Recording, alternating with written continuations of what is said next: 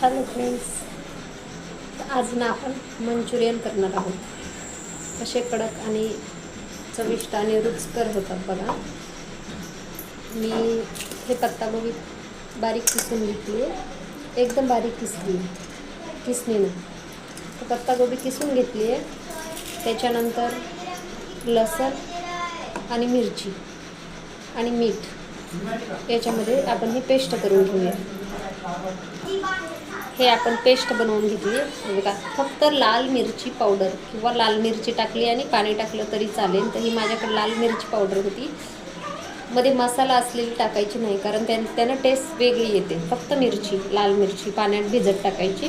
तर माझ्याकडे मिरची पावडर होतं, तेच मी वापरलं. हे आता या पत्तागोबीमध्ये टाकायचं आहे आणि थोडंसं याचं चटणीसाठी बाकी पण ठेवायचं थोडंसं. हे बघा, थोडीशी पेस्ट याच्यात टाकली, थोडीशी पेस्ट चटणीसाठी बाकी ठेवली.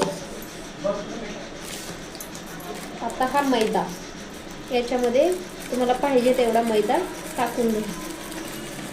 मी थोडेसे जास्तच करणार आहे.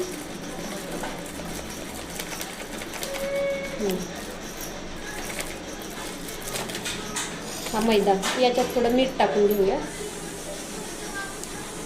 मीठ जास्त टाकू नका, कारण जास्त झाल्यावर बरोबर लागणार नाही. तुम्ही याच पद्धतीनं करून बघा. मार्केटमध्ये भेटतात ना, त्याच्यासारखे एकदम रुचकर आणि एकदम टेस्टी लागणार. आता हे आपण पीठ मळून घेऊया. आणि याच्यामध्ये पाणी जास्त घालायचं नाही, कारण या पत्तागोबीमध्ये पाणी जास्त असतं ना. तर थोडं थोडं करून घाला, एकदम टाकू नका. एकदम टाकलं तर ते जास्त पाणी होईल. तर हा आहे फ्रूट कलर, तुम्हाला पाहिजे तसा वापरा, जास्त पण टाकू नका. आता मी हा चटणीच्या पेस्टमध्ये पण थोडासा टाकून घेणार आहे.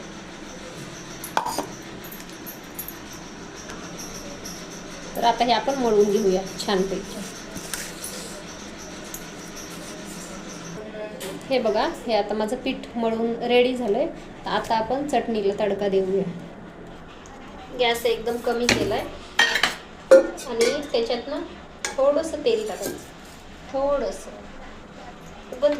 याला तेलाची काही जास्त गरज नसते. आता हे आहे दुकानामध्ये मक्याचं पीठ मिळालेलं, याच्यात थोडंसं आपण पाणी घालूया. तुम्हाला पाहिजे